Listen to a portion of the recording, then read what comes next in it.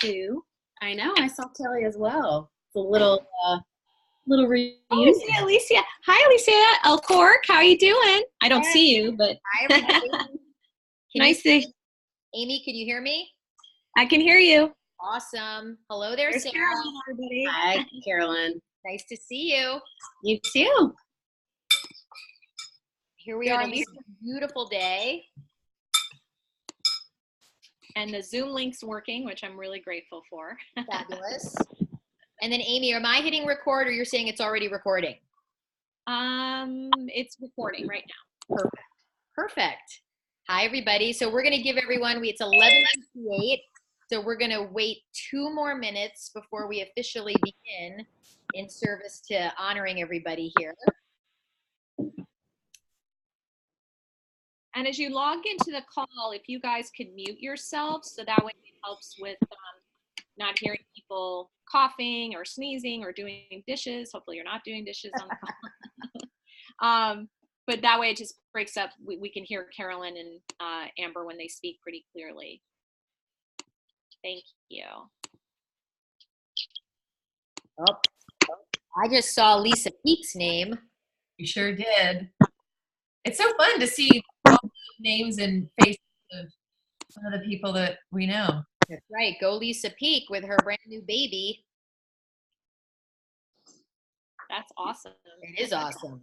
Oh, Emily's on the call. Hey, Emily. That's some kudos right there. Great. All right, we got 1 minute and counting.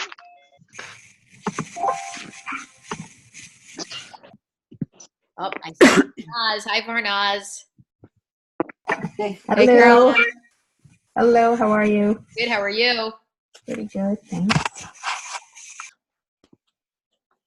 All right, 1 more minute. 1 more minute to count down. 10, 9. Julie. Hello, good to see you. See you. So many people I know, so many people we don't know. This is so fun. Cool. So fun. Hi, Susan. Hi, Becky. Hi, Lynn. Awesome. I see some nice backgrounds too. Some people are in nicer places than I am. Welcome.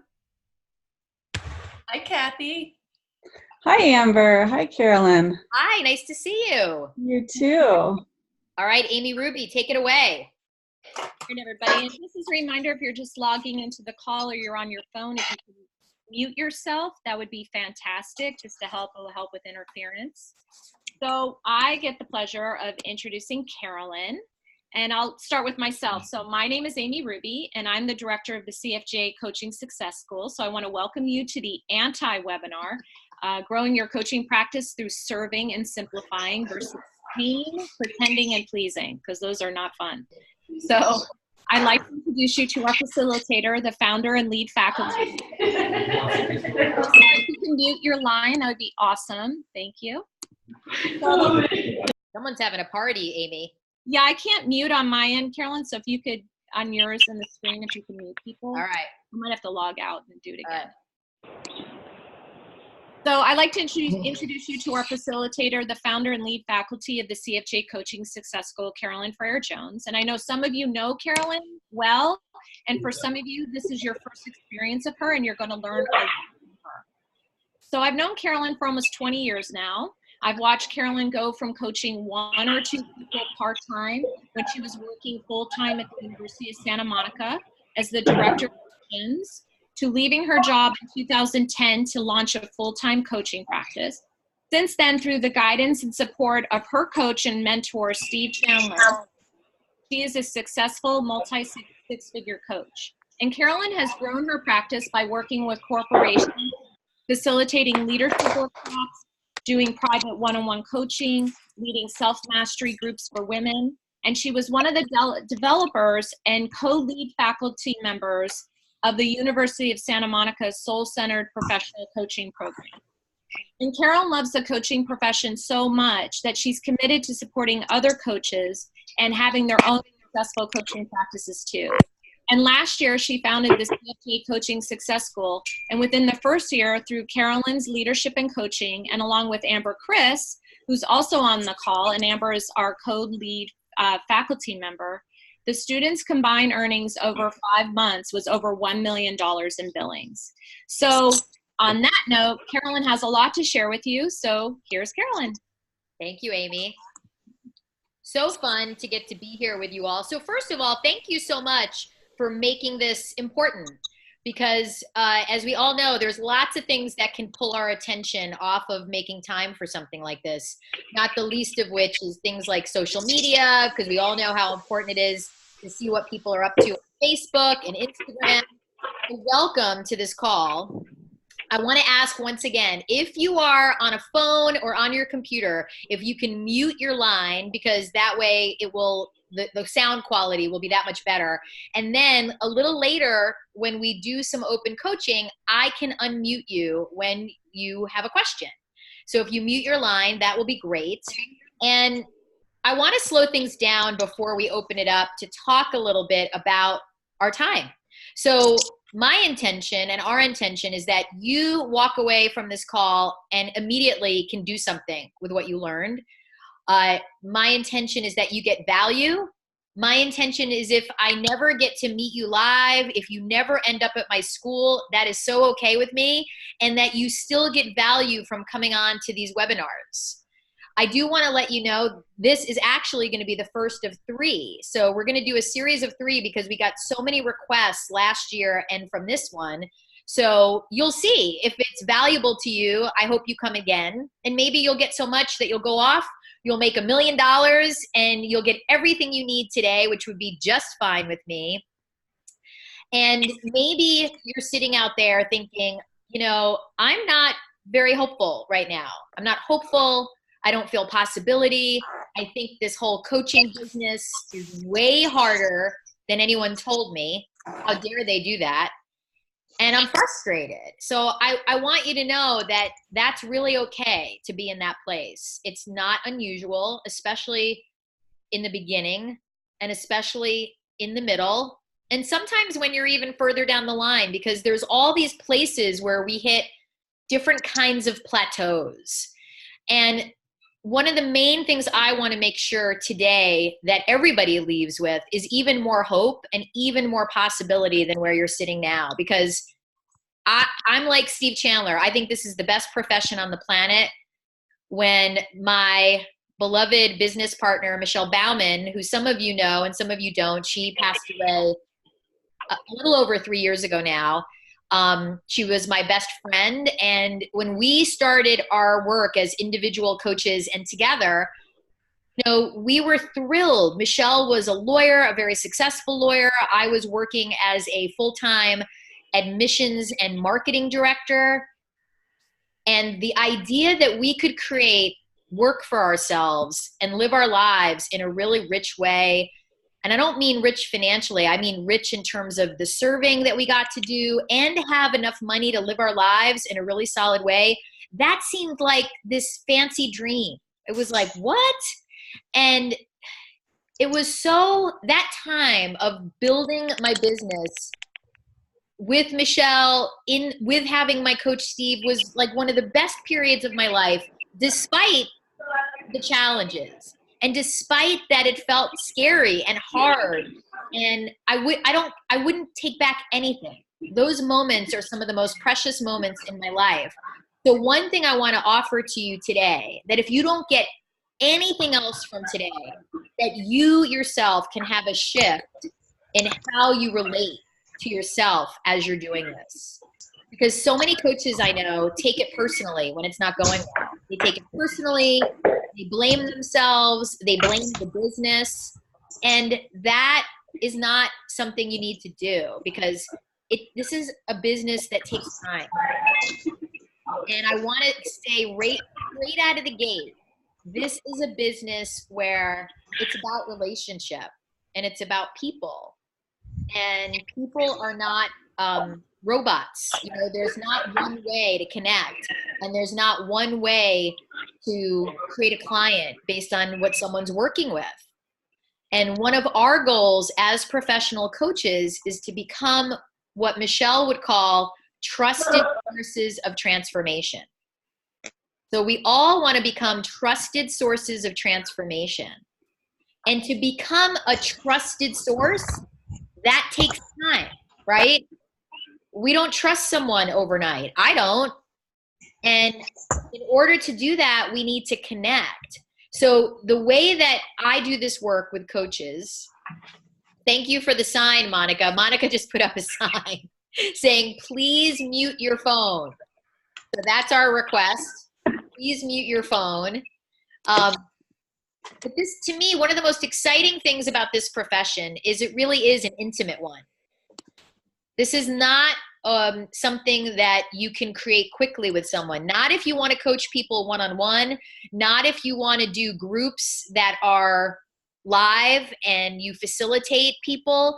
You know, this is an intimate business. We're getting into people's lives, we're getting into their pain, and we're getting into their heartfelt dreams.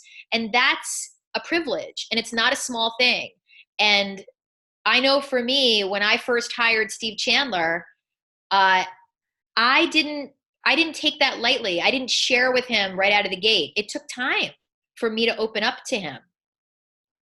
So that's where we want to start. I want to start by saying this is a profession where you do not have to get involved in extensive marketing if you do not want to.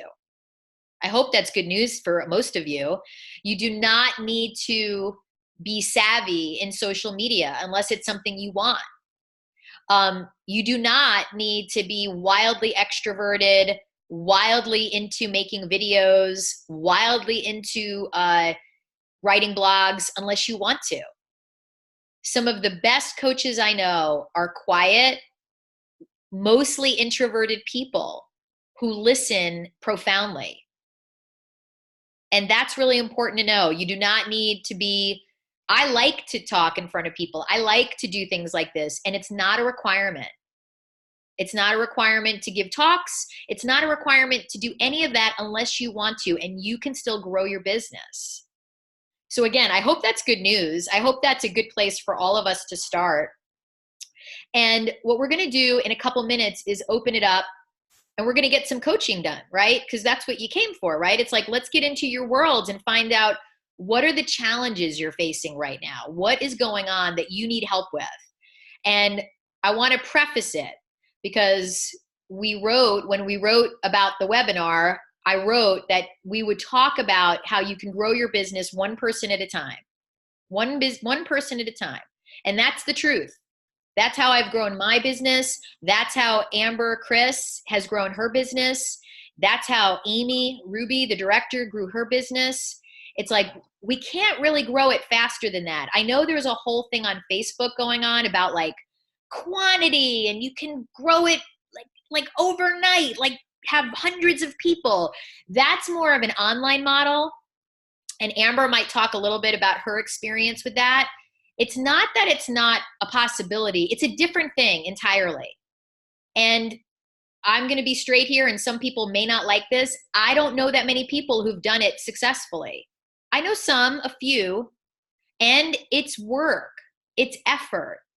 So there's no like unicorn and rainbow thing going on here. It's not like I can offer you a magical unicorn and be like, here are 25 clients right out of the gate who are going to be willing to pay you money.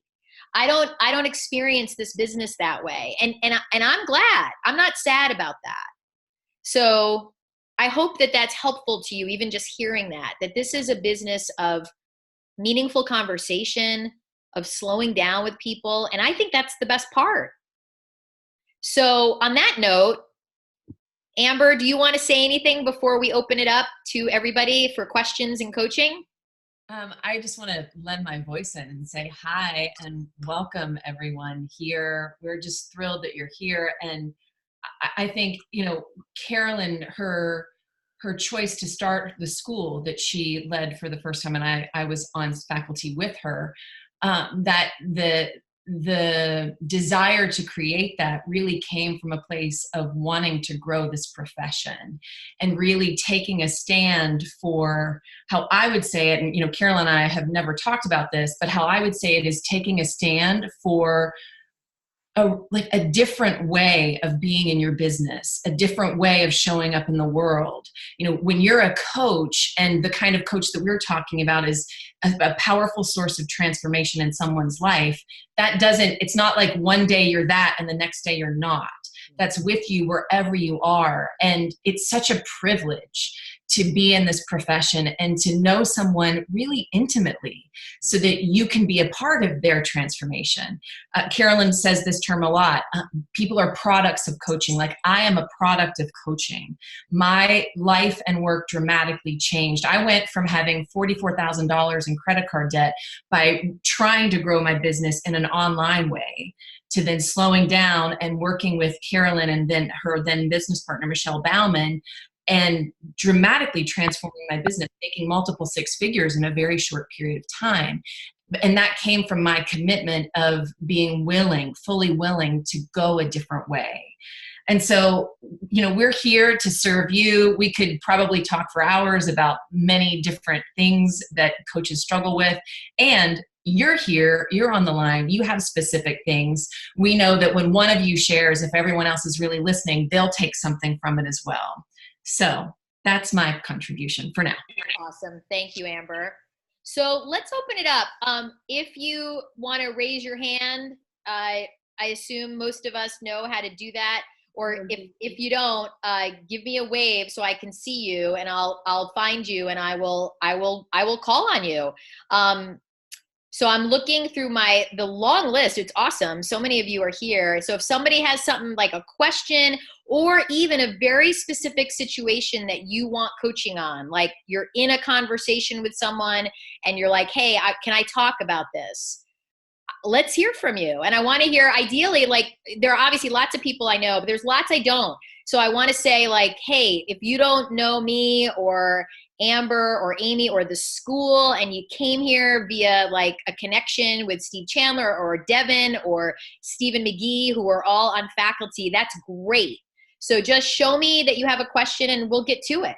Well, and I can instruct anybody that's on Zoom video, if you click at the bottom where it says participants, on the right-hand side, you'll see the list of everybody, and you can look for your name, or actually at the bottom of it, you'll see a button that says raise hand. If you click that, that will raise your hand to get you into the queue so that we can answer questions. Hey, Claudia, I see you have your hand raised, and then I see Angelo. So I'm gonna call on you. Let's do this. I unmuted her. Perfect. Thank you. Where are you, Carolyn, Claudia? this is Claudia. Hi, how are you? Good. Thank you so much for calling me. So my question is on coaching. I would like to ask you for coaching. Please. And my question here is about the enrollment process. Interesting enough, like when I have a conversation and I go through the whole coaching and the discovery session, and I usually give like a 2-hour discovery session, like all of the potential clients I've been with, they all like end up fascinated, and they ended up like, whoa, what a super session I had. Like, this is really awesome. Like, what a wonderful experience. And then I start talking about, you know, my fees and how I work and everything. And they end up like saying, yes, I want to go in all in, and I want to do this, and I want, you know, like I want to do the 6-month contract, and I'm all in.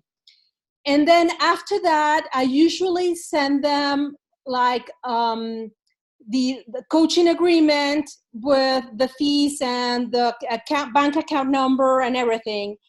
And that's where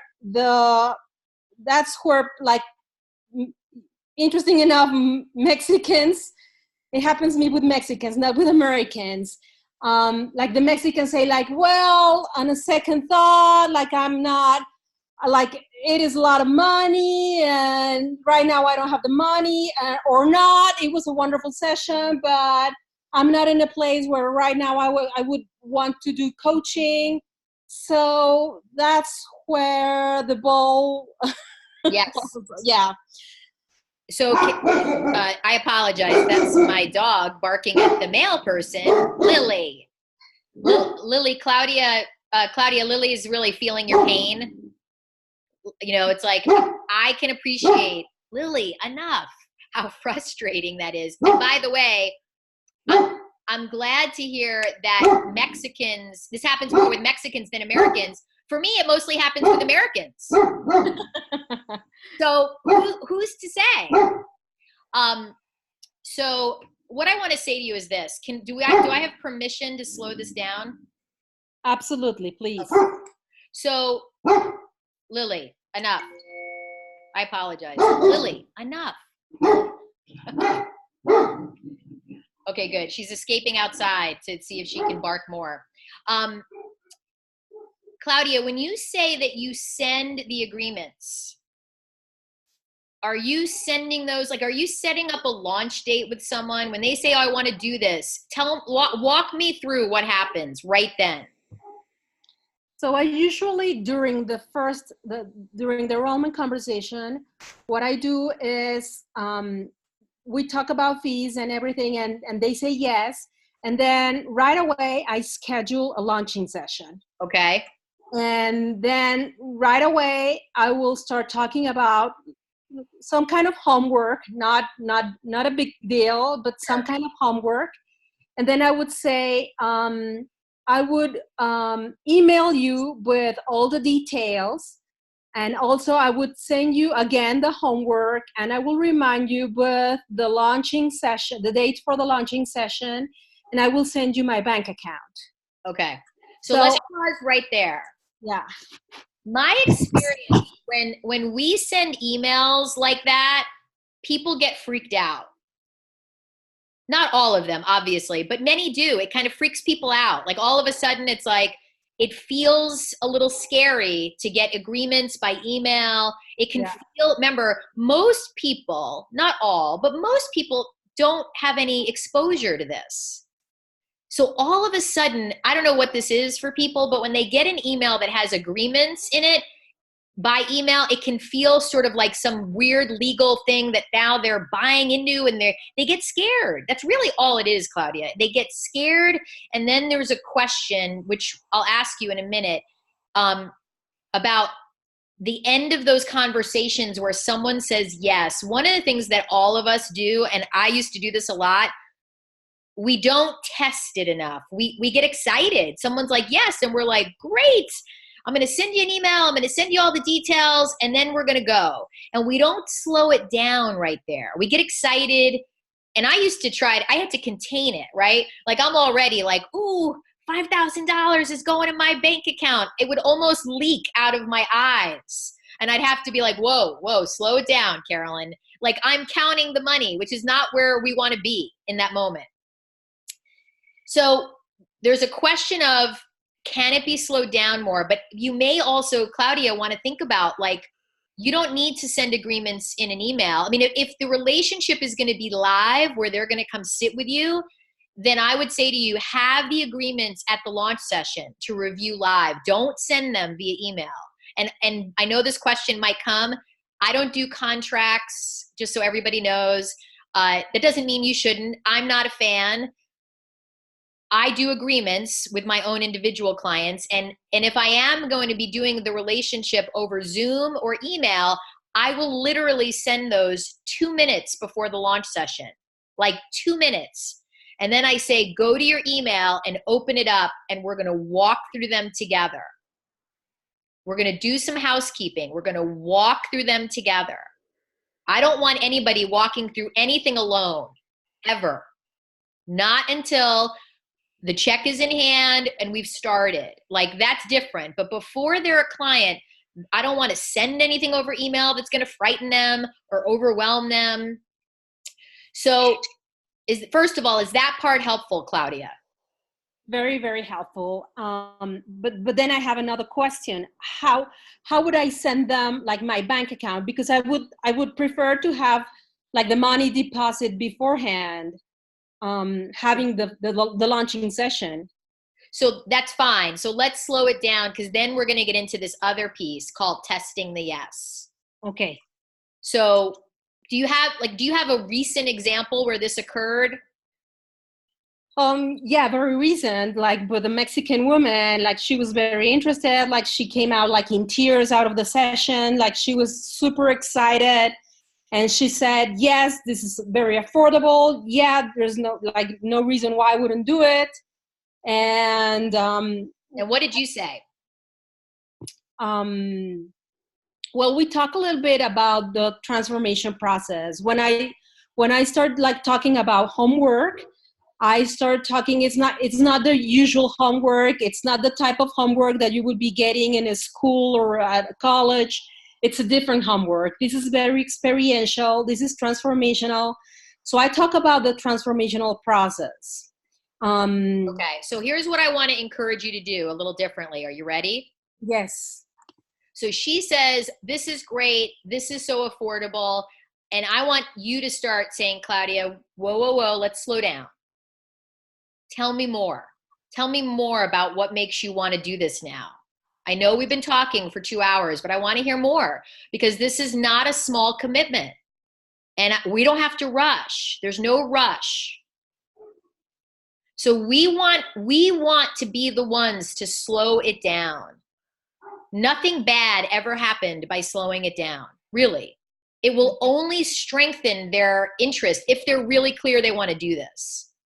So I want to be like, okay, that's wonderful, but let's slow down. Tell me more about what you're imagining is going to occur for you in these 6 months. Like, I want to really take our time before you say yes. And I want to hear her talk about it. Well, here's what I'm hoping. I'm hoping this, and I'm hoping that, and I'm hoping this. And I want to say, so let me ask you something, because it might get really uncomfortable. How's it going to be for you when it gets really uncomfortable?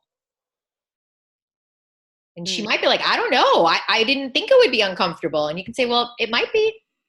Often with this kind of work, it gets uncomfortable. And she might pause.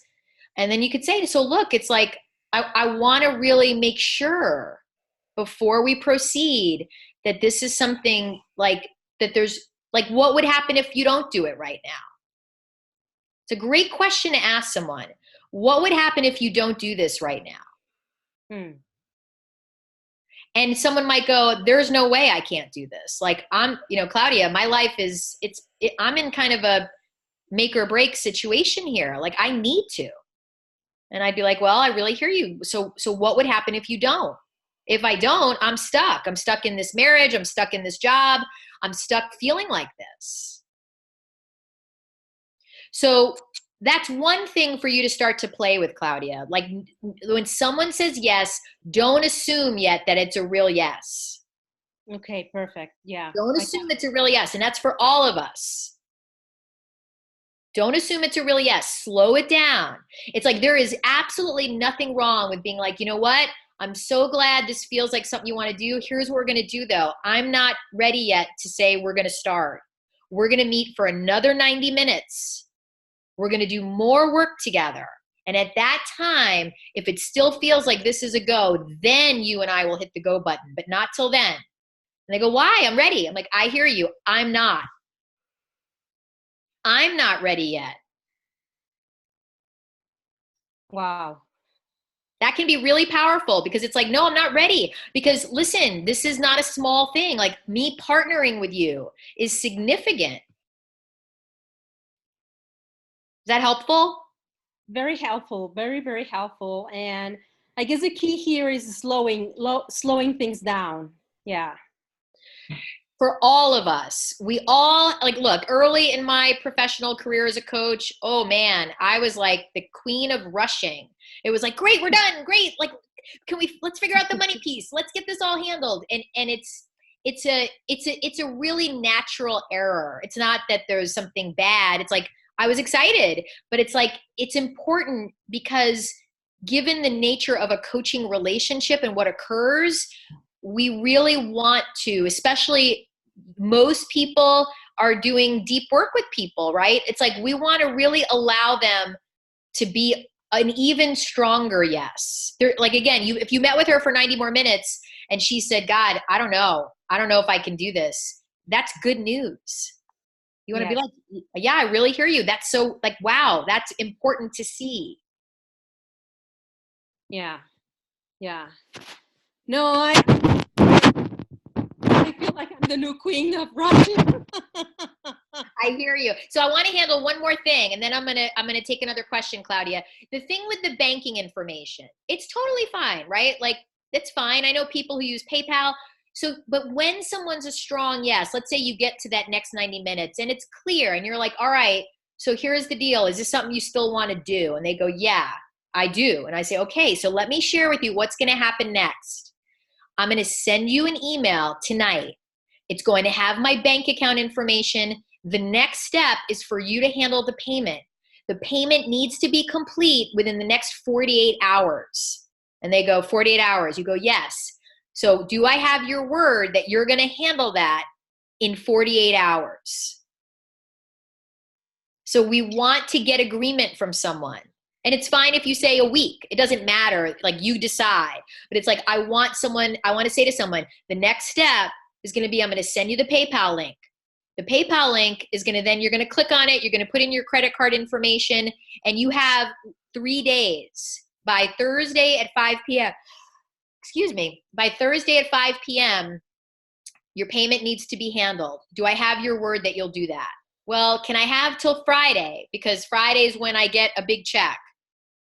I'm willing to do Friday. Can I have your word that by Friday at 7 p.m., your payment will be handled? And the other thing that's great about this is we start to see, where are they in terms of keeping their word? Yes. Lots of people don't even know what that is, which is fine. That's a great thing to coach on.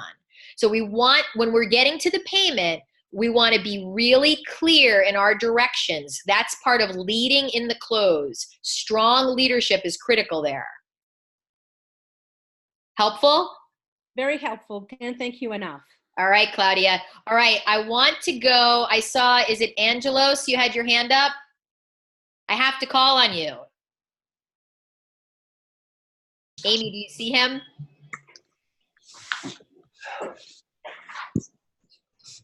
Super excited. I'm super excited. Oh my gosh, there you are. Here I am. Guys, hello to everybody. I want to send a kiss to everybody. 73 participants. Angelos, how can I serve you today? Carolyn, I've got a question for you. Thank you so much for this. Actually, I want to say thank you very much, first of all. Then, second, I'd like to ask you a question. I've got this question now. Well, I'm a baby coach. I really got into coaching like 6 months ago, and this started with me doing the marketing for other coaches in London. Oh, okay. And I mean, the more I was working with coaches, you know, learning about what they do and their experiences, you know, the client stories and stuff, I was like, oh my God, this is amazing. I mean, I want to become a coach. So I am currently dropping marketing. I'm changing. I'm just quitting my marketing career to become a coach. And this started 6 months ago, and this was seductive.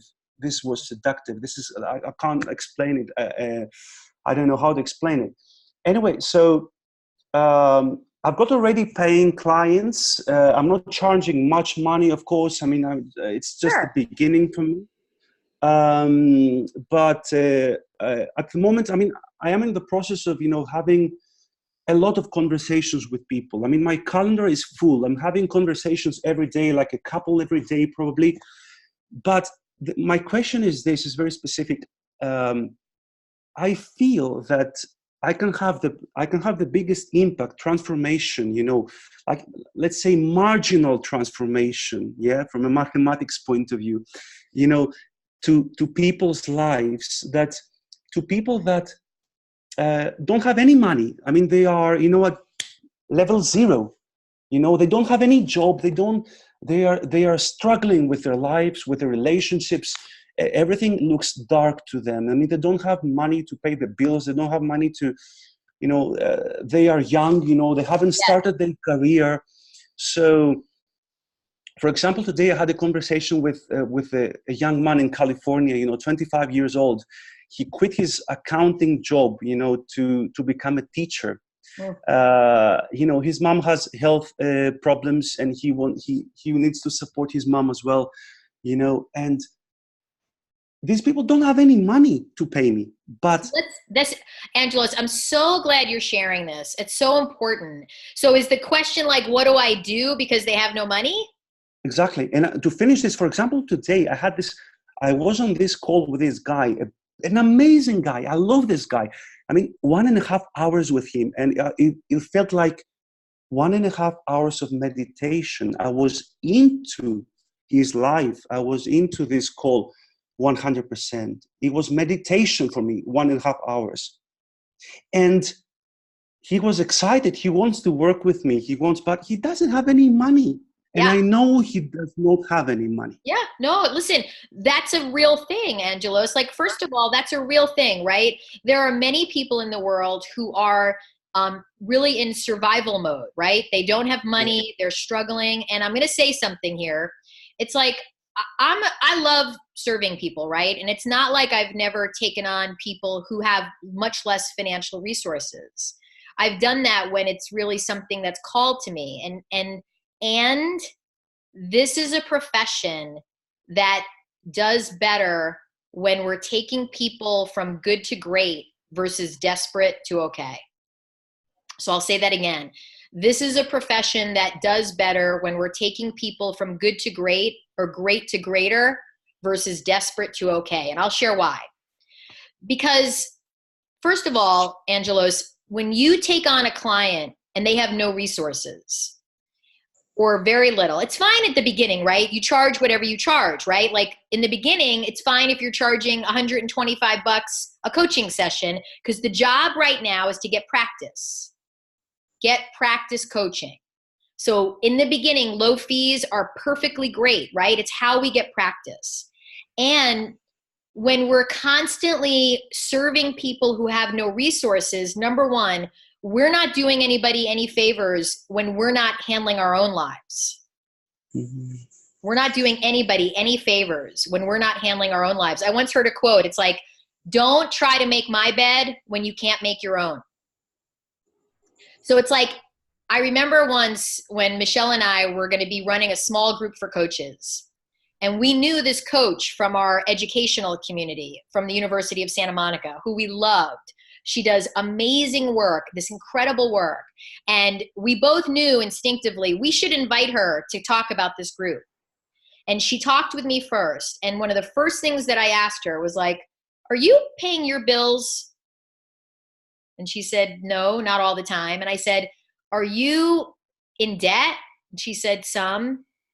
And I said, so how come you're giving scholarships and discounts? Why are you discounting your coaching and giving scholarships when you yourself are not able to meet your own needs? And one of the things we said to her, Angelos, is if you're going to be in our group for coaches, it's a requirement. You cannot discount and you cannot scholarship until your stuff is handled. So while I'm a fan of like the spirit of service that you have your own life to take care of, yes? I do. Yep. I know. So it's really important, right, that we go, okay, this is a profession where in truth, Angelos, people will have more transformation when they're paying something. Mm. They really will. When they have more skin in the game, they will get more from it. And in a way, there's other kinds of services available when someone is in the situations you're describing, right? There are counselors who work on a sliding scale. There are social services that they can look into. But when we as coaches start doing this, then you're not starting to grow your own business. Is that helpful? You answered my question. Yeah, 100%. Thank you. Carolyn, a follow-up question. That was very clear. Thank you. It was very clear. What's your opinion on having a niche as a coach? I'm laughing. I love that. This really comes from my own work in my early days. I have a no niche policy. So let me share why. I'll use Steve Chandler's quote. I love what he says about this. My niche are people who are alive. And, you know, I'm a life coach. I coach people with lives. Now, that being said, let me clarify. Sometimes niches emerge, right? Like I like to serve coaches. That's one of the things I do. And then for a long time, Michelle and I had very specific coaching groups for women. And they were for women because we loved women and we were women. So great. So if you have a natural skill with a certain thing, like you have marketing, that doesn't mean that couldn't emerge, but it's not a requirement, right? Because there are so many people who are wanting to go from good to great that I wouldn't want to miss out on serving someone that I could help. Is that helpful? Yes, it is. Thank you. Thank you. Especially at the beginning. Something else I want to make. Perfect. Thank you. Another question, the last one. I'm not going to take more of your time. I appreciate it.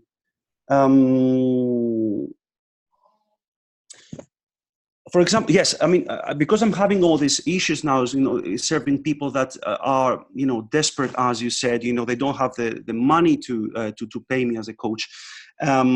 I started approaching people on LinkedIn, and specific people that, depending on, judging by their job profile, I assume that, they might be able to support me, my fees to pay me. Are these people you know? Sorry? Are they people that you know? No, I don't know these people. All right. At all. So let me see if I can help right out of the gate. Yes. Nobody you don't know. Okay. Now that probably for many people is like, what? It's like, this is a business where, because in a way, Angelos, you're then kind of cold calling. They don't know you. You don't know them. That we're always going to do better when we look in our own worlds. So, and I'll say this for everyone, because I know this is accurate. Some coaches have no communities, right? They don't have people in their lives. Then the job becomes start building your community. Start getting out in the world. I mean, I know coaches who are like, Carolyn, I don't go out. I live by myself. I don't connect. And I said, well, then your job is to start connecting. This is a business of relationship building, and it does better. It's not that I haven't met people and then cultivated them as a client, but me reaching out to someone cold, it's not going to work. They're going to feel like it's a salesy. They're going to feel like I'm trying to get something. So I would encourage you, Angelos, and all of us, look in your world for people you already know. Okay, it makes sense. Caroline, question. Just to make this to give you some details here. I'm not offering anything to these people. I just build the relationship. So I connect with these people on LinkedIn, knowing that I might offer them, a coaching session after 6 months.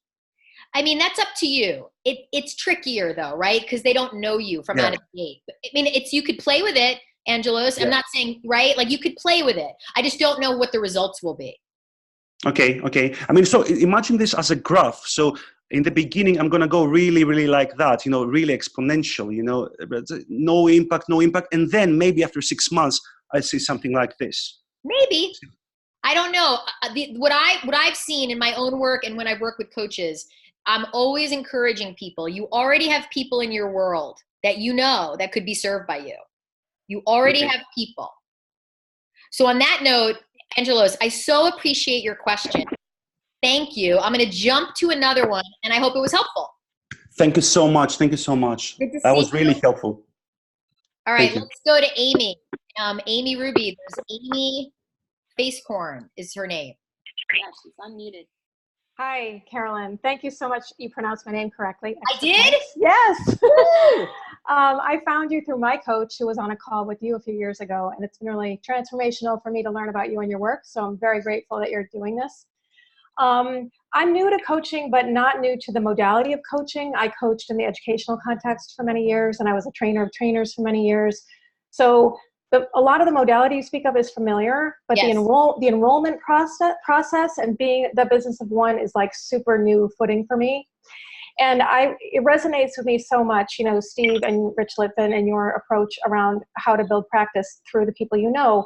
And what I find comes up for me is a fear of jeopardizing these very trusted relationships with people in my life as I reach out and express a desire to offer them coaching. So that holds me back quite a bit. And I'm just wondering if you have any thoughts on how to manage those feelings. I do. First of all, thank you so much for bringing it up. I don't think you're alone, Amy, at all in this. And do I have permission to slow this down with you? Yes. Have you leaned into this at all? Yes. After my own coaching session on last Friday, I committed to reaching out every day, right now via email, with people in my life and being really transparent with them about what I'd like to offer them and why, keeping the focus on them and what I see in them, which feels really genuine. But it still feels, it's like that, I still feel in that icky place of like, I hope they don't, I mind read a little, are they thinking I want something from them versus this is truly me wanting to be of help and service? Sure. And is that coming through authentically, or is there a way to think about doing that? Even if you're going to say email is not a good way and you should be as brave as picking up the phone, or I'm open to whatever, would be the way to move through that. Well, number one, let me say email or phone is up to you, right? Some people, like I prefer email because I can craft something. I have some time to think about it. But for example, Stephen McGee, who's on the faculty in the school, he loves the phone. He'll call people, right? He's just like that. Like Michelle and I used to laugh, like Steve Chandler would say to us, well, like have someone call you. Or like, I mean, I have a child. Michelle had 2 young sons. I'm like, what? I don't have time for people just to rant. I'm not like waiting for phone calls, Steve. So email worked better. So you get to decide, Amy, what medium of communication works for you. Now, when you say you're writing to people and offering them something, what are you offering? So, am I unmuted? No, I can. Okay, sorry. I'm trying to be, explicit and have clear boundaries around what I'd like to offer you is that we sit down for a couple of hours, either via Zoom or in person if that's possible, and we just check in and see what's going on for you. I mean, I'm lifting this idea right from a podcast with Steve Chandler, which really resonated, which was like, what's going on for you? What are your challenges? These are the things I see in you that look like they want to emerge, and I would love to give you a chance to explore that. Yeah. And just no obligation, nothing. Just and saying explicitly, I'm looking to practice my skill set. So we would be helping each other. Right. Okay. So now, are you officially doing this as your profession? Yeah. Okay. So you're like, I'm a coach. This is what I'm up to. Okay. Yes. So one thing I want to say to you is that I'd have to see the communication, Amy. But I want to say to you is like when we put something in the communication like, oh, I want to practice my skill set, we can help each other. It's kind of a funny thing, right? It's like there's somehow then you get downgraded to like, I don't know, like it's like in a way you're like, please help me practice. So we want to eliminate that, right? Like it's not that it's not helpful to you, but that you're not like, oh, please help me out. So number one, then people think they're doing you a favor. Number two, what's the relationship with these people? Where are they from? So some of them are friends that I've known for various lengths of time. Some of them are people that I've kind of met and networked through professional learning experiences or past work experiences. I'm really leaning into the like, go back in time and really, reconnect with people. So, it varies. Right. Okay. Right. Yeah. So first I'm going to talk about the friend side. So the friend side falls into, and probably if everyone has not heard yet, Steve Chandler has this great audio called Social Self versus Professional Self. If for some reason you haven't heard of it or you don't have it, you can write to me and we'll get it to you because it's really worth listening to. So friendships fall in social. So that's a different context, right? When we're writing to a friend, we're basically saying to them, look, this is how a particular way you know me, right? We've known each other socially, and I want to offer you something. I'm a professional coach now, and I want to offer you a conversation. This is a no strings conversation. I just want to offer you time where we talk about you, your life, your challenges, your opportunities. Now, here's the key, Amy. We always want to say, is this something you'd like to do? ? And please know it's completely fine to say no. We always want to give people permission to say no because it eliminates what we call like that weird salesy thing. Like I want someone to know, hey, you don't want to do this. It's all good. I thought of you. One thing I want to say to you, Amy, it sounds like when you write to them, you're saying, hey, I see this thing in you that wants to emerge. I would refrain from that, and I'll say why. See, it's like if I'm going to invite someone in my world, I only want to say to them things like that are true, by the way. They have to be real. But I want to be like, Amy, you seem so committed to what you're up to right now. And I like to invite people to sit with me who have commitment in their lives, who have a calling.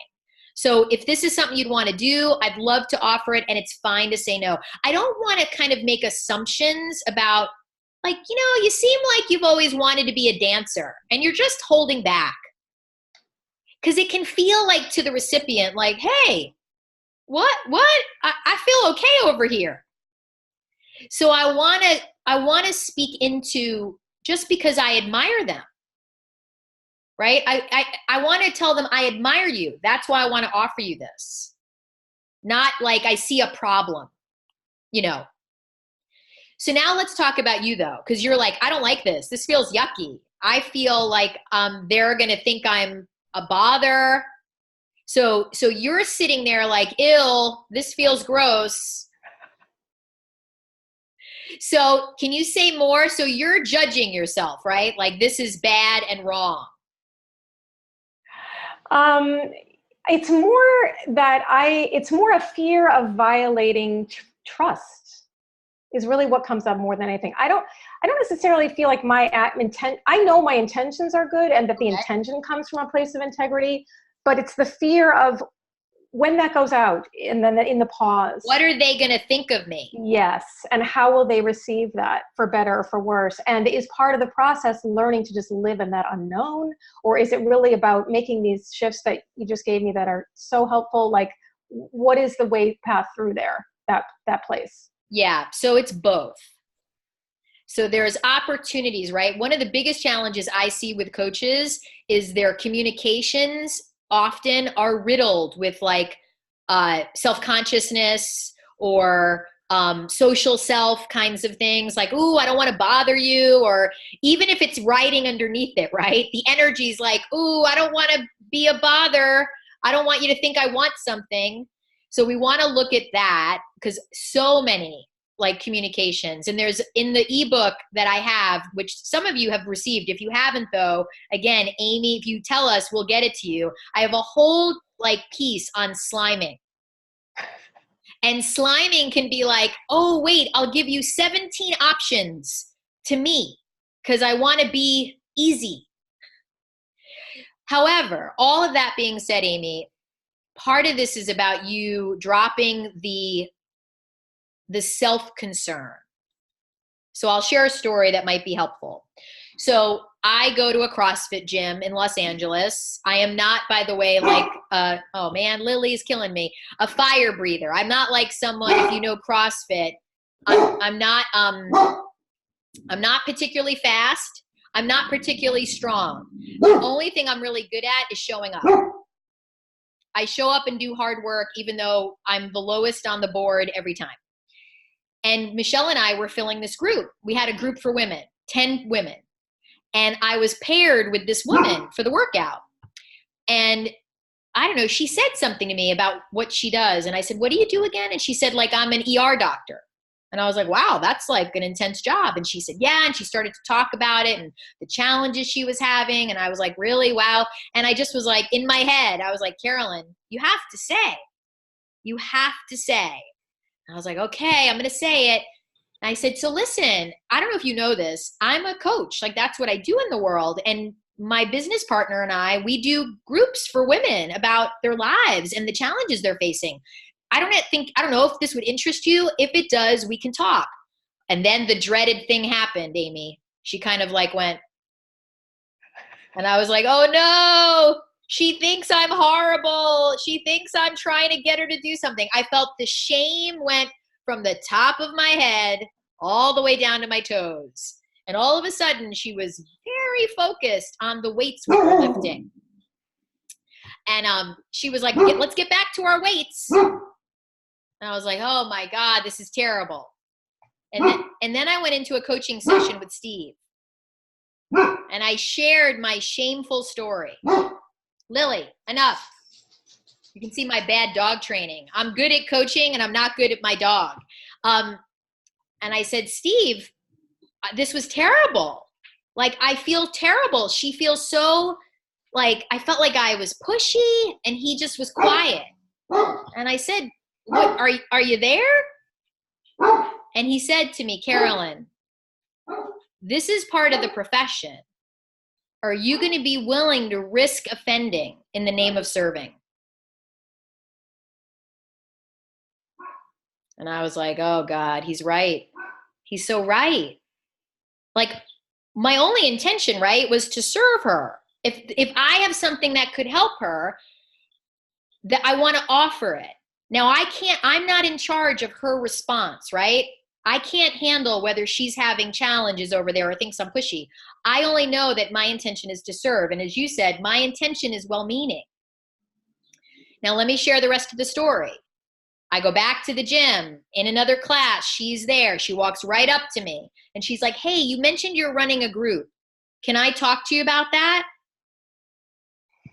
So she went on to do 2 of our groups. So what was I doing in my head? Yeah, you just manufactured a whole story. You told yourself a story. And what are you doing? Same. And it's a really interesting story, but you have no idea if it's true. And really, Amy, it's like, are you going to be in this profession and risk offending in the name of serving? It's like, you know what? I'm going to offend some people. And I encourage you, Amy, to be like, okay, some people may not like it. And can you make peace with that? Because you're the only one who has what you have. You know, Michelle would say to coaches, we are markets of one. Nobody can do what you do, Amy. And it's like, if you're not willing to risk offending, no one will get to drink the water you have. So is this helpful? Oh, so much. Now, I'll say one more thing. That does not mean that you're not going to have those feelings and thoughts. Part of our job is to be willing to sacrifice the feelings of discomfort in the name of serving. It's like, I can tolerate the discomfort, and I'm guessing you can too. Yeah, as time goes on and the more I place myself in those situations, and the more it puts me in touch with my integrity, it's a little emotional even just thinking about that right now. Yeah. But when you really touch that place, it gets easier. Yeah. Because then you're doing the work that you want your clients to be able to do. I feel the meta level of this work in motion, and that's powerful for me as someone who has often done that in a different way and with different people. Exactly. So, yeah. Right. It's like the more we're willing to tolerate discomfort, the more we can serve others in tolerating their own discomfort. I acknowledge you, Amy. That's beautiful. Thank you so much for coming. It was a great question. Do you feel like you have a sense of direction? Yes, 100%. Thank you so much. All right, good. I'm so glad. All right, let's take another question. We have a little bit more time. I just want to say something real quick. Oh, please, Amber, go for it. So anyone that's listening, my fear is that people are going to be like, I'm going to go out and offend everyone now. And it's like, that's not what we're saying either, right? It's a dance between really monitoring your own inner graspy, wanty, I need a client thing. Because if that's showing up and you're making it all about you, there's most likely gonna be some feelings of being offended on the other side and some yuck on both sides of the coin there. So, you know, it's really about being clean inside of yourself, which Amy was. She was like, I'm clear inside. I'm in my integrity. I'm doing this because I want to serve. So I just want to say that and put that out there as well. Like, I don't want people to be like, this webinar was awesome and Carolyn Freyer-Jones said, go out and offend everybody. Yeah, no, that's not the message. Thank you for that, Amber. And then here's what we're going to do, because I do want, Aaron. Carolyn, can I say something real quick? Yeah. In the chat, everybody, if you haven't seen it, I posted a link to Steve Chandler's audio, Social Self versus Professional Self. So you should be able to click on it and you can download it. It's in my personal Dropbox. You're welcome to listen to it. I send it to all my clients. It's fantastic, especially if you work with any executive, you do any executive coaching or people having workplace challenges. This is a fantastic audio to send them. And so it's in the chat. You should be able to click on the link and download it. Thanks, Aim. And I want everyone to know we're at 12:57. We're going to go a little longer. You don't have to stay on it, though. Obviously, it's like if you have to get off, get off. I do want to say something before we take one more question. If you want, we do have, it's like anyone who came today, if you haven't yet received the ebook that I wrote, which has lots of different pieces in it that you literally could use today. Like you literally could read it, highlight it, and be like, I'm going to do this thing today. If you haven't gotten it yet, email and we will send it to you. Because it's really, even if we never see you again, it will be helpful. And then I also want to say, we do have a gift if you want it. We have a gift of a new audio that I just did. And it's really about this idea of, we were all talking about this the other day, and it's maybe that you'll appreciate the title. It's really about getting clients is not like ordering on Amazon. It would be great if it were, and it's not. So getting the theme of the audio is getting clients is not like ordering on Amazon. So if you want that audio, email and we will send it to you. And then I also want to say this. We're going to announce the next webinar soon. Feel free to join in that one. Feel free to join in all of them, even if you never come towards us for the school or anything. And we are, by the way, I'd be remiss if I didn't say to you, we are in conversations right now about the next school that's starting in January of 2020. So if you're on the line and you're like, I kind of want to talk about that, reach out because you'll get to talk to me or Amber. We'll schedule a time, and there's no requirement. If you walk away from this call and make $1 million, go for it. Let us know. I wish you really, like Amber said, I am for the profession of coaching. So whether you use this to forward yourself and we never talk again, great. And if you want to be involved in the school, we welcome it. So let's take one more question. So I have Yasir. Yes, that's right. Hi. Welcome. Thanks, Carolyn. Appreciate this call. I am currently with a bunch of people here in ACS 2019. Oh, bravo. Which brought me to this call, so thank you. Yes. So something you said earlier made my heart lift, and that was that the quiet introverts often tend to make really good coaches. I tend towards introversion. It's a bit of a story, but that's... Yeah. And yet you also talk, we're home a lot, we need to get out and meet people. So I make an effort to get out to networking events, social events. So what advice might you have for those of us who are more introverted to actually make those connections, that very first step in reaching out to people? I so love your question, Yasir, and I'm going to let Amber answer this because Amber likes to hang out at home a lot. Right, Amber? No, absolutely. If my husband always says, if I'd never have to leave the house, I'd be very happy. And there's some accuracy to that. So is it okay if I ask you a question, Yasir? Please. Are there activities that you practice or classes that you enjoy that you go to for yourself regularly? Yes, there are a few things and happy hours and things that I go to. Great. Happy hours, what else? Mostly that. I don't do any gym or class activities jointly. I'll go to seminars and things in DC, because there's a lot of think tanks and things like that. So here, what I would say, how I would answer that question is, it's twofold. One is, as an introvert, what we need as a coach are to be with people, technically a person. So I think intentionality can be really important. And so if I'm going to a seminar, if I'm going to a yoga class, if I'm really in a place where I want to bring on a new client, I want to set an intention that I open my ears when I'm out of my house in the world engaging with anyone, that I really be listening deeply. That's one intention. The other intention could be, the next happy hour that you go to have an intention to connect deeply with at least one person. And so that can help you start to hone in on the one, because the beautiful thing about growing your business this way is you just need one person at a time. And so it doesn't mean you have to be in front of the room speaking to millions of people. It could be you're at a party and you're the person in the corner having this heartfelt conversation with that one person. And then from there, you can move that person into a coaching conversation, right, where you can serve them more deeply, and then possibly that leads to a client.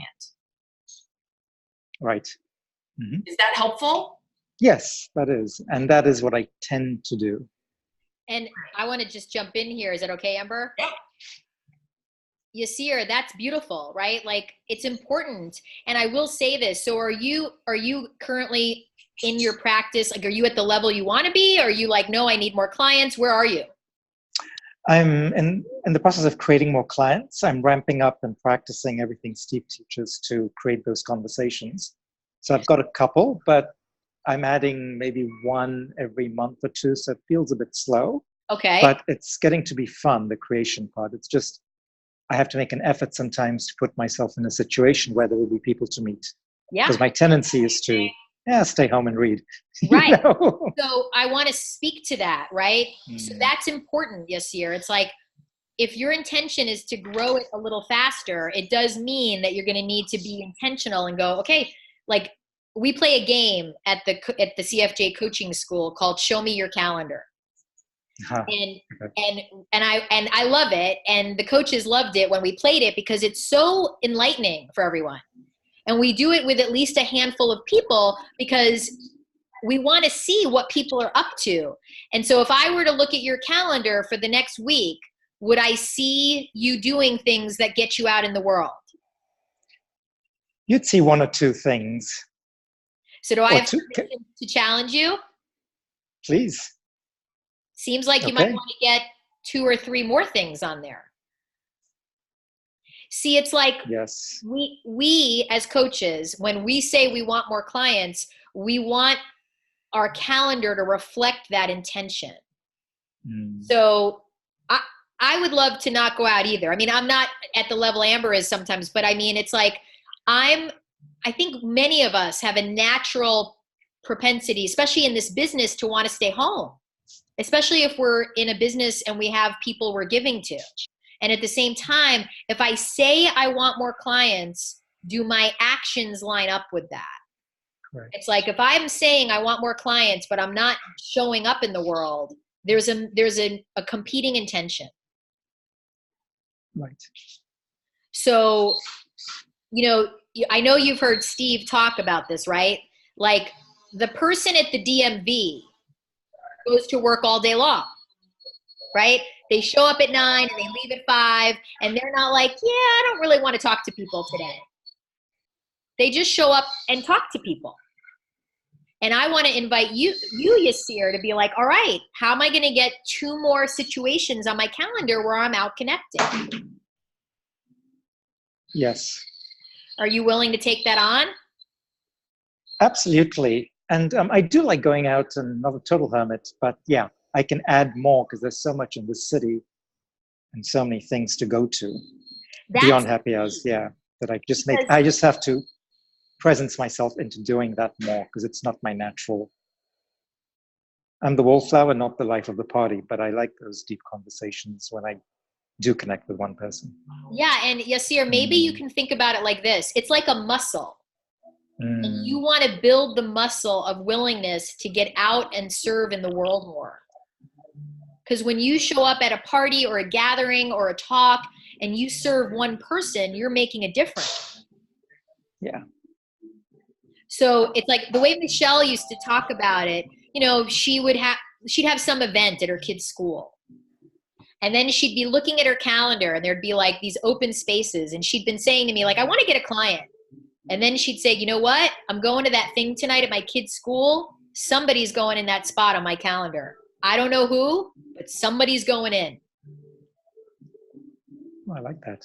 And she'd come home and she'd be like, so-and-so's on my calendar. They were talking to me about this thing going on in their lives. And I was like, this is what I do. Why don't you come sit? Like, just come sit with me. We'll talk more about it. So I want to invite you, Yasir, into that kind of intention. I like that. Because I can tell just by being with you right now that you have an ability to listen to people. And it's like Nancy Klein says. Are you familiar with Nancy Klein? Yeah, I just got a book. Steve recommended it, yeah. Yeah, it's a beautiful book. And Michelle and I studied with her for almost 3 years. Wow. And she says something that I think is really important for coaches. People pay us for the quality of our listening. They pay us for the quality of our listening.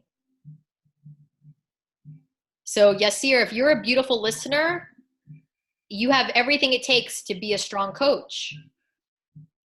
And I totally understand, as a more introverted person, the enrollment part of the business is going to require you to get out there more. Right. And I don't see that as a bad thing. Do you? No, I appreciate the push. And like you say, it's about what's the intention. The intention is to serve. And the intention pulls you forward in front of more people. You just have to connect with that and and bring it we're up. talking about, like, look at your calendar and be like, all right, can I get 50% more activity on my calendar? Right, I like that, because that has to be a metric. Otherwise, it's just an intention. Yeah, so I will find 2 things to put on through the end of next week. I'll add 2 more things. All right, so are you willing to email me and tell me what you got? Okay, yeah. Awesome. I'll do it. I love it. Thank you. I want to add one thing, and this goes for everybody. Yeah. As you're growing your practice, the identity that you had created prior to that point, at some point will need to be sacrificed so that you can build into the next level. So the identity around I'm an introvert, or I'm not good at sales, or, you know, whatever the stories are, I'm too emotional, those are going to need to be laid down and sacrificed so that you can create what you really want. Well said, Amber. Well said. That's powerful, yes. Yep. And wow, thank you. Yeah. And by the way, you know, Steve Chandler talks about this all the time, right? Like, we're anything we think we are, introvert, extrovert, it's not permanent. Yeah. You know, we're evolving all the time. So I so appreciate you bringing this forward, Yasir. I love it. Thank you. Thank you. Yeah. Enjoy the ACS. All right. So, you know, I want to be respectful of time. I know there were other questions. I saw Julie Klingel, Aisha, I see you have a question. We want to make sure you get your questions answered. So here's what I'm willing to do. I'm willing to stay on 10 more minutes to get those answered. And those who want to jump off, jump off. And again, if you want the gift of the audio, just email and we'll get you that. So Julie might have left, it looks like, unless you're still here, Julie. Aisha, do you want to jump on? Good to see you. Yes. Hi. Hi. Thank you. Thank you so much. So my question is, how important is it to ask for permission? Because I ask for permission, but sometimes I'm in the flow and I just tend to see something and I just ask the question. And sometimes it's before they enrolled. So it makes them so uncomfortable. I feel like it pushes them away and I want to like contain them and go back to before they built a wall. Yes. What a beautiful question. Thank you. I'll respond and then I'll let Amber respond because she might have something different to say. Aisha, one of the things that's really important is the beginning of the conversation. So the very beginning is where we can establish context, right, for the whole time together. So that looks different for everybody, but it can look something generally like, look, we're going to have 90 minutes together or we're going to have 2 hours together. And what I'll say to someone is, look, one of the things I relate to a coach like, I say to people, a coach to me is kind of like a doctor. So some of what I do is poking around to see where it might hurt. Do I have permission to do that with you today? So it's like a global permission asking. And then I'll say this, and they'll go, oh yeah. And I'll say, so listen, do I have permission to poke as much as I'd like? And if I do poke too much, will you tell me? And they go, oh yeah, I'll tell you, but it'll be fine. Say, okay. But then throughout the conversation, Aisha, I'm still pretty regularly asking permission. Now, do I do it every time? No, but I do it often, because sometimes if I know there's something I see, like what you said, and I know that it could be tricky or uncomfortable, then I want to slow down and be like, I have this other question I want to ask you, or I'm seeing something. Can I offer it? And they'll go, yeah. And I'll go, and you might not like it. Do I still have permission? And in a way, I'm saying it that way, Aisha, so they have time to prepare a little, right? If I know it's going to be uncomfortable, I want to say, you might not like it. Do you still want me to go ahead? And they go, sure. Because I want them to hear themselves saying yes. And I want them to get, like, this is not a regular conversation. And sometimes I'll say that to people, like, look, this is not going to be like any conversation you've ever had. So is that helpful? Yes, it's very helpful. Thank Amber, you. what do you want to say about that?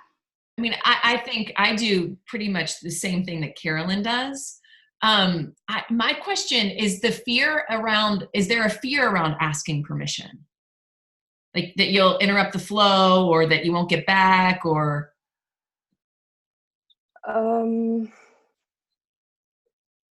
I don't know. Sometimes I just question,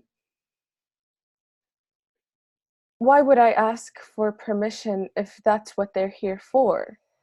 It's really great. Because if it's the truth, I mean, if that's what they want to hear, that's what they're here for. So sometimes it just goes out of my mind to even ask for permission.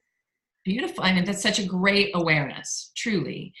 And my response to that would be, sometimes people don't, if they've never experienced coaching and this kind of conversation, they don't necessarily know what they're there for, because they've not lived it.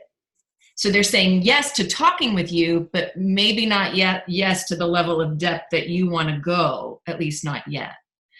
And why I think permission can be so important is it actually can strengthen the relationship.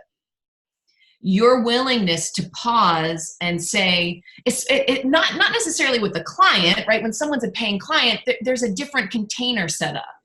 But with someone new, you have a real opportunity to demonstrate a level of regard and respect for this human across from you. Like, hey, we're about to go to a deeper level, to some new terrain. Are you up for it? And then that can create greater levels of trust because they feel respected. Right. And I'll say one other thing, Aisha, nobody really wants it. Like, don't they want it? Like, they're here. I'm like, nobody, when they think they do, and then they're in the room thinking, why did I agree to this? So not that some people, I mean, I've had people say to me, well, yeah, that's why I came. And I'll say, I hear you. See, you can never ask for too much permission.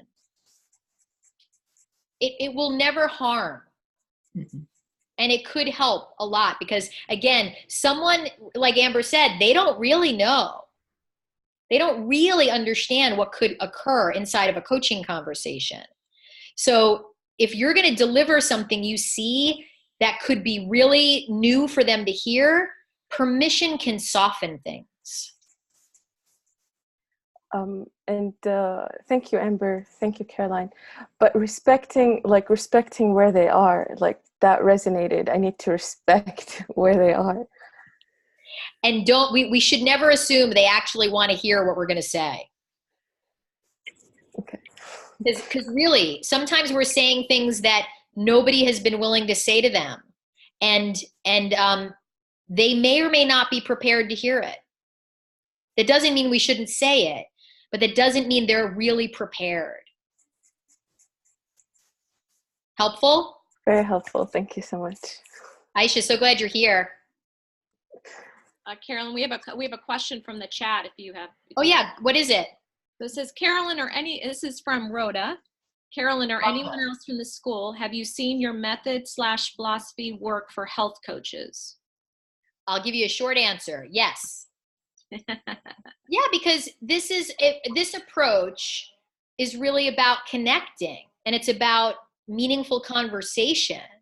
So obviously, I mean, look, we had a coach in the last school who is essentially a big portion of the work she does is health coaching. And she works with people who are dealing with chronic illness because she herself has faced chronic illness.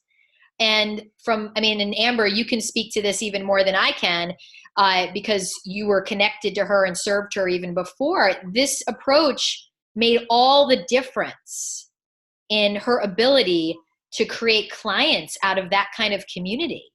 Because when someone's dealing with illness, there's some really intense stuff going on that to help them feel safe inside of a conversation is really, and to really help them see that, like, I want to serve you and you may or may not become my client, but regardless, my intention is to help you if I can change everything.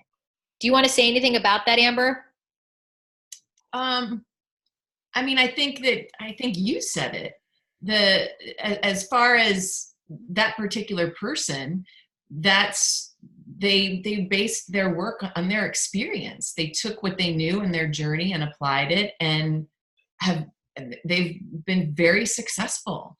And the school really catapulted their professionalism, their regard for the value of their services, and also managing, in particular in that area, someone with an autoimmune disease or a chronic illness. They're going to be seeing doctors and there's a high level of expense in other areas. So how do I justify as a coach a fee to then also be part of their team? And I feel bad for them because they don't have the same level of resource, blah, blah, blah, blah. So really working with all of that was really helpful for her. But then Rhonda, as far as your question, and Rhonda, if you're on the line and you want to unmute and you want to talk more, we can. But to me, it's exactly what Carolyn said. The sense of how you grow your practice as a coach is by slowing down and connecting with people. And if you're talking to someone and they're expressing their challenges, and the challenges can look different, it doesn't have to be somebody saying, and I'm making an assumption here, I should say that right off the bat. When you say health coach, I immediately go to thinking about losing weight, just so you're aware, and that may not be accurate at all.